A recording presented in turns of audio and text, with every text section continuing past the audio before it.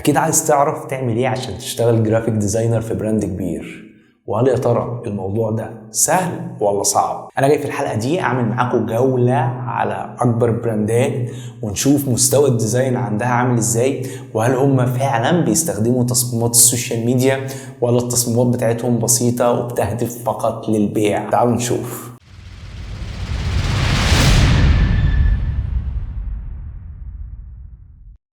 طيب أنا جمعت لكم كده شوية صفحات لبراندات كبيرة عشان نشوف أنت محتاج مستواك يكون عامل إزاي في تصميمات السوشيال ميديا عشان تعرف تشتغل مع أكبر براندات شغالة على الفيسبوك أو على السوشيال ميديا. تعالوا نتفرج. دي أول صفحة معانا اللي هي ماركة جوتشي. تمام، نبدأ كده نفتح كده بس مبدئيا كده البروفايل بتاعه واللوجو بتاعه. يعني انتوا بصوا لمدى صعوبة الموضوع. يعني الموضوع أعتقد أبسط من البساطة من أول اللوجو بتاعه. بعد كده بقى احنا هنخش نتفرج على الصفحة. ده التصميم أو الكفر بتاعهم. شوفوا بقى انتوا الحاجات اللي بتقعدوا تدرسوها في تصميمات السوشيال ميديا، شوفوا انتوا حاسين بإيه بالظبط وانتوا بتتفرجوا على الكفر بتاع جوتشي. تمام. آه، فني، يعني هو حاجة فنية بس يعني ملوش دعوة باللي احنا بنعمله يعني. تمام. طيب طبعا كله التركيز على البيع، على العرض. يعني صور يعني اعتقد ان انتوا تخافوا ترفعوها على الفيسبوك لو حد طلب منكم حاجة زي كده، خصوصا لو براند كبير. طبعا صور للازياء بتاعتهم بالمنظر ده. طبعا صلاح حبيبنا مركزين بس في تقسيمة الصورة، المقاس اللي ظابطينه على الفوتوشوب عشان يطلعوا الصورة بالمنظر ده على الفيسبوك او على الانستا. فمفيش اي حاجة تقريبا موجودة غير شوية صور زي ما انتم شايفين كده، ما فيهاش اي تفاصيل. تمام. آم، دي اول صفحة معانا. نروح لصفحة تانية كده. انا حاطط طبعا الصفحات بشكل او مختارها بشكل عشوائي، فخلينا نتفرج على تاني صفحة هننبهر. تاني صفحة عندنا ستاربكس تقريبا. تعالوا نبص كده عليها من اولها. اه دي الصورة الأولى عندنا في ستاربكس. تمام، ده الكفر بتاع الصفحة. انا عايزكم بس تبصوا وتقدروا يعني من اول اللوجو بتاعهم. تمام، لصعوبة التصميم بالنسبة لكم. انا مش شايف في اي حاجة من الحاجات اللي احنا اتفرجنا عليها او هنتفرج عليها اي نوع من صعوبة التصميم. بصوا فيديوهات، فيديوز كلها فيديوز. تمام، زي ما انا قلت لكم قبل كده، ركزوا على الفيديوهات، ركزوا على الفيديوهات، ركزوا على الفيديوهات، لان هي اللي جايه. فكل الصفحات البراندات الكبيره اغلب شغلها فيديوز او فوتو، يعني صوره عاديه. مش شايف اي حاجه فيها اي تصميمات يعني تقريبا يعني.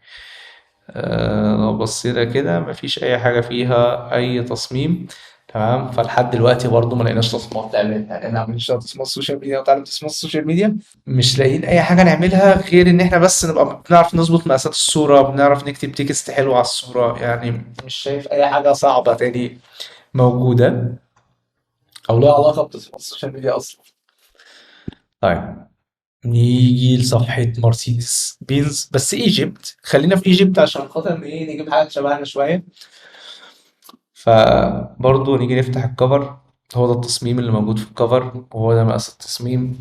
فالموضوع يعني انت برضه شغال مع شركة مرسيدس، يعني انتوا فاهمين. فالناس مكبرة الموضوع على نفسها والموضوع سهل. طيب من أول مثلا نيجي كده نقلب في الصور. كله صور. يعني بصوا كده زي ما انا كنت قلت لكم ان العميل عايز يبيع، هو ملوش دعوه بتصميمات السوشيال ميديا ولا دعوه بالتصميمات اللي انتوا بتعملوها. هو عايز يبيع، ودي البراندات الكبيره اللي شغاله في السوق. لو انت اكيد يعني براندات انت عارفها. بص كل اللي عامله ان هو مظبط مقاسات الصور يعني. وكمان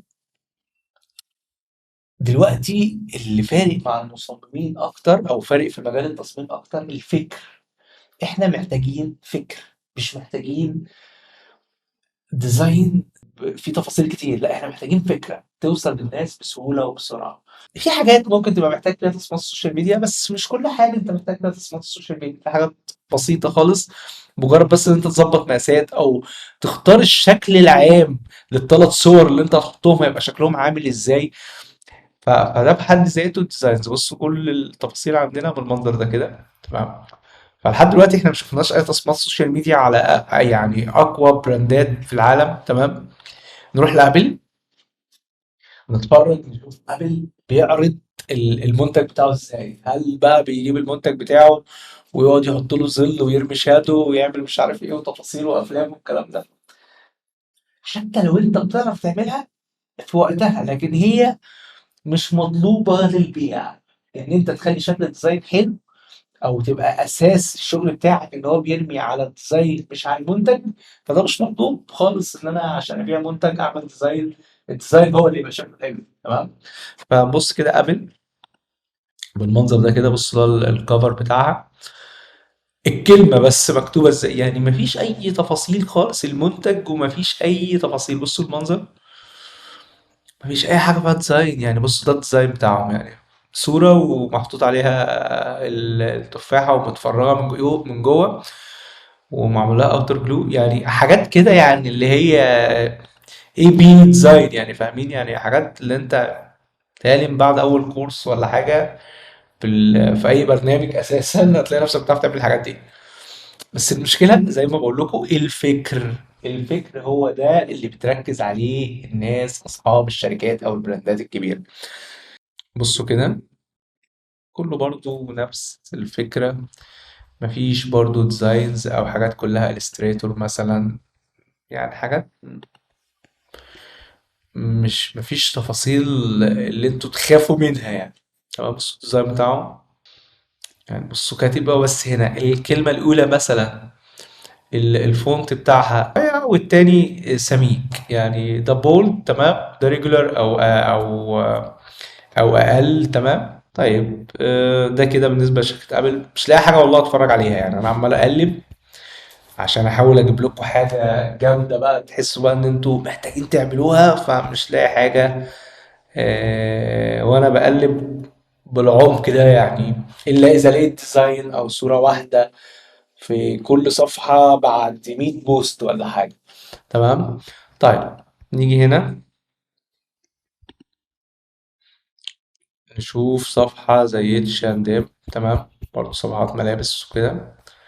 شوف الكفر، صور يا جماعة، صور متلزقة ببعض، فيديوز، مفيش أي حاجة، فيديوز، صور، مفيش أي حاجة. دي هي تصميمات السوشيال ميديا الخاصة بشركة اتش اند ام أو ببراند عالمي زي ده. نروح لبراند كبير زي بي ام دبليو كده، نشوف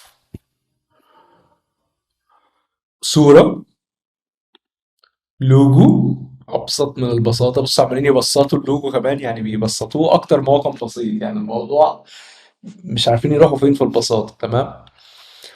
هنا نبدأ نقلب صور برضو بنفس الفكر، يعني بص البراندات كلها شغالة بنفس الفكرة، مفيش أي حاجة، مفيش أي ديزاينز، مفيش تصميمات، مفيش التعب اللي احنا عمالين نتعبه ده، مفيش الكلام ده، يعني صور محطوطة بشكل حلو، يعني اللي حاططها بيفهم بس، يعني هو اللي حاططها برضه ديزاينر عشان تبقوا فاهمين، اللي حاططها بس بيفهم، حاطينها بشكل حلو، مش عايزين حاجة أكتر من كده. مفيش أي حاجة برضه، كلها فيديوز أو شوية صور. شوف سامسونج كده برضه، لوجو سامسونج، هو كاتبين سامسونج على خلفية سوداء، يعني مفيش أي حاجة تاني، تمام. كانت الأول زرقاء دلوقتي بقت سوداء ومكتوب عليها سامسونج، مفيش تفاصيل، مفيش أي حاجة. هنقفل كده. بصوا، بصوا الديزاين، بصوا توزيعات الديزاين عاملة ازاي. هو بس هنا مكتوب الاسم المنتج والتفاصيل بشكل صغير خالص، والمنتج محطوط على باك جراوند بيضاء. هو عايز يظهر المنتج بس، مش عايز حاجة تاني، بس مش عايزين أكتر من كده. طيب نقلب تصميم السوشيال ميديا بتاعنا اهو، تصميمات السوشيال ميديا. بصوا الفونت المكتوب بيه، يعني بصوا الديزاين بالنسبة لنا، هو دي تصميمات السوشيال ميديا بالنسبة لسامسونج. فيعني متهيألي برضو ولا في ظل ولا بالظل ولا أي تفاصيل، هو الموبايل متعلق في الهواء طاير يعني. تمام. فدي الفكرة، سوري. فكده دي برضو زي سامسونج. تمام. بصوا كده، في ده برضو فيديو. تمام. برضو هنا ده فيديو. تمام. الشغل على الفيديوز كتيرة. اوعى بقى كده اهو بدأنا نروح السوشيال ميديا اللي احنا بنعملها بقى وبنحبها. ده المستوى المطلوب. تيبل وحاطين عليه الموبايل وراميين له ظل وبلوري من ورا. يعني دي الحاجات اللي يعني اقصى حاجه ممكن تتعمل يعني. شركه كبيره يا جماعه، احنا بنتكلم عن براندات سامسونج. انت جرافيك ديزاينر في شركه سامسونج ماسك تصميمات السوشيال ميديا. فيعني مش عارف اقول لكم ايه. ما فيش والله، انا بقلب كده مش لاقي اي حاجه اتفرج عليها. هفرجكم عليه. اه تصميمات اهي، في تصميمات. بصوا تصميمات سامسونج. دي تصميمات سامسونج يعني. تمام. انا بقلب كده معاكم علشان خاطر تفهموا الدنيا ماشيه ازاي يعني. ما تخافش، وتفهم انت محتاج تبقى بتعمل ايه. يعني انت محتاج تبقى بتفهم، يعني يبقى عندك فكر بس. لكن انت تصميمات السوشيال ميديا وتكون متمكن من البرامج، لان انت وارد ان انت تقع في ديزاين صعب شويه فتكون انت بتعرف. لكن الغالب ان هي الدنيا بتبقى سهله جدا زي ما انتم شايفين. تمام. طب نروح بقى لحاجه، يعني نحاول نروح لحاجات كده بقى يعني خفيفه شويه كده، يمكن نلاقي فيها تصميمات. نروح لزي شركه زي جهينه مثلا ونشوف التصميمات بتاعتها. طبيعي نشجع الأمهات وغير الأمهات. بصوا الديزاين ده التكست اللي مكتوب عليه بس، مفيش حاجة تاني يعني. وباك جراوند يعني الموضوع يعني ريتاتش يعني. تمام. ديزاينز بقى هوبا، في تصميمات ايه. بدأنا نشوف تصميمات. بصوا كده، تصميمات السوشيال ميديا الخاصة بجهينة. بصوا كده يعني ايه اهي. بدأنا نشوف نقلب كده. بصوا دي التصميمات. يعني دي أقوى درجات التصميم عشان تبقوا انتوا عارفين اللي هي اللي مطلوبة الخاصة بتصميمات السوشيال ميديا يعني. بصوا كده، بصوا المنظر ده. هي دي ده المطلوب. بصوا الظل اهو اللي احنا بنحطه والمنتجات على يعني حاجات يعني بسيطة يعني. بصوا بس المهم تكون انت فاهم البراند ده او اللي انت شغال عليه ده محتاج ايه. لكن غير كده مفيش صعوبة، الدنيا سهلة، الدنيا مش صعبة زي يعني مش مفيش افلام زي ما انتوا حاسين يعني. بصوا كده، دي تصميمات السوشيال ميديا اللي خاصة بشركة زي جوهيل. ده المستوى المطلوب. طب بتدوروا على المستوى المطلوب، هو ده المستوى المطلوب عشان تعرفوا تشتغلوا في شركة زي دي يعني. يعني بصوا يعني مش عارف يعني اقول ايه، بس يعني هي الدنيا ده المطلوب. تمام. الغرض عايز بس يوصل المنتج بتاعه، مش عايز اكتر من كده. ولو تقدر انت عندك فنيات بسيطة تعملها، ما تكترش، ما تكترش الفنيات بتاعتك. طب نروح كده برضو. نطلع من جهينة نروح لبيتزا هات. اوبا، كاتبين بقى بيتزا هات. مصورة صورة وكاتبة. بصوا كاتبين بقى الديزاين بقى كاتب ازاي. كاتب وحاطط كورة والكلام ده عشان شغل جو المشجعين. الفكرة هم بيدوروا على الفكرة، مش بيدوروا على الديزاين. برضه اقعد اعيدها كتير كده عشان انتوا تفهموها. آه، بس هنا نفس الفكرة. تمام. ده تصميم السوشيال ميديا اللي خاص بوجبة المشجعين. ايه الفكرة؟ يعني الفكرة في ايه؟ ان انت بقى الارض عبارة عن اللي هي النجيلة بتاعت الاستاد والكلام ده، وفي كرة محطوطة. حتى التنفيذ مش لازم يكون بالجودة العالية قوي، على قد ما انت تقدر، بس اهم حاجة توصل الفكرة بتاعتك. تمام. تقعد بص نقلب كده، كلها بقى فيديوهات بقى والكلام ده. طبعا زي ما قلت لكم الفيديوهات والصور مهمة جدا جدا جدا جدا. الديزاينز بتبقى اقل دلوقتي بشكل كبير. فنبصوا كده اهو، ديزاين تصميم السوشيال ميديا بتاعنا اهو. ده اللي محتاجينه، ده المستوى اللي احنا محتاجينه يعني. كورة وظل وارض وباك جراوند. يعني الدنيا مش بالصعوبة اللي احنا متخيلينها. بصوا الفكرة، بيدوروا على فكرة بس. بصوا الفكرة، ده المطلوب. مش محتاجين اكتر من افكار.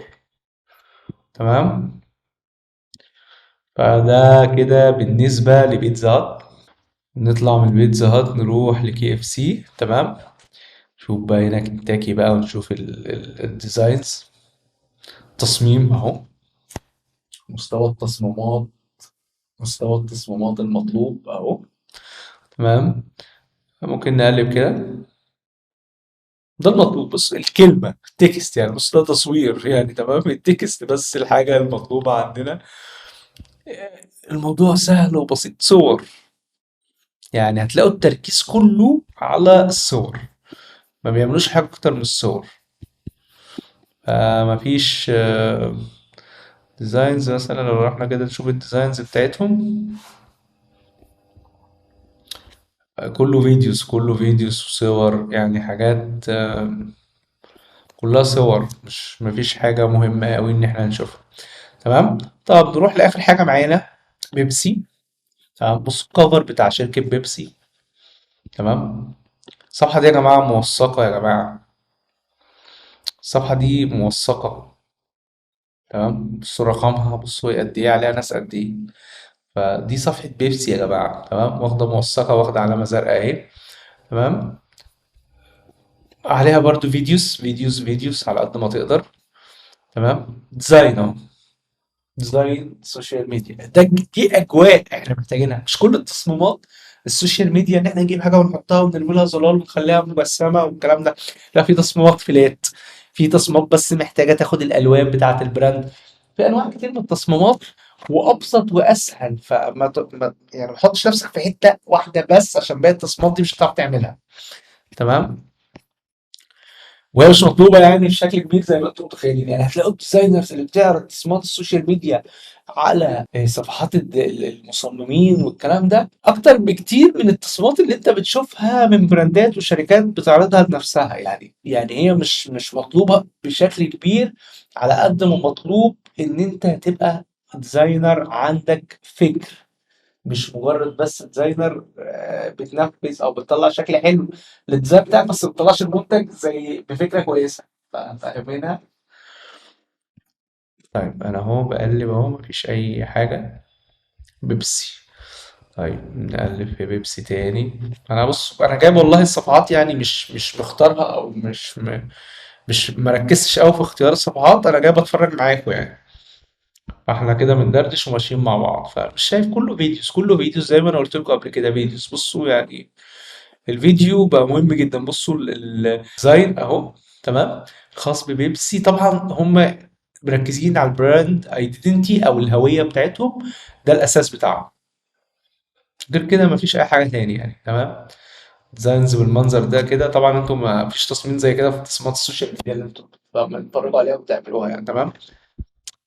فاتمكن بس من البرامج، وشوف البراندات بتعمل ايه ومحتاجة ايه، فهتلاقي الدنيا ابسط من البساطة.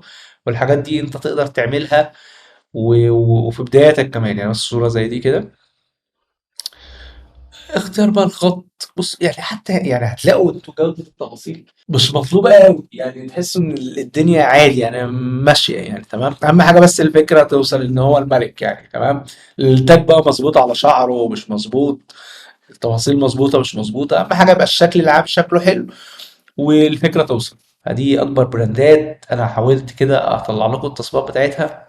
التصميم ده أنا برضو يعني إيه، ساعات كده ممكن نشوف الصور هنا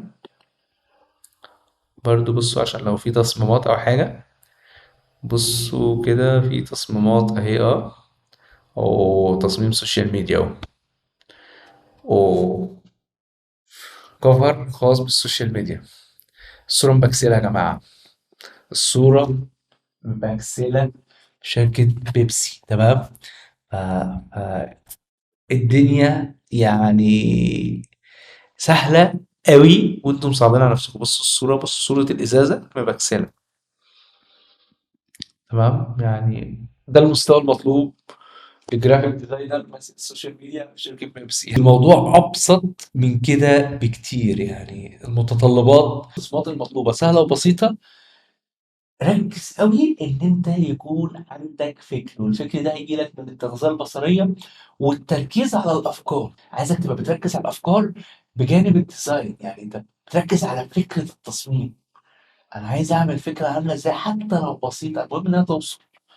مش مشكلة، محدش هيركّز معاك أوي في حتّة إن لازم تبقى الظِل مش عارف إيه، والإضاءة جاية منين، والظِل ماشي فين، ما فيش الكلام ده، الكلام ده معانا إحنا كده ما بيننا وبين بعضنا كمصممين، لكن بالنسبة للشركات والبراندات وأصحاب الأعمال والكلام ده، ما فيش الكلام ده في دماغهم ولا أصلًا بيبقوا شايفينه، عشان بس إيه، يبقى الموضوع واضح بالنسبة لك.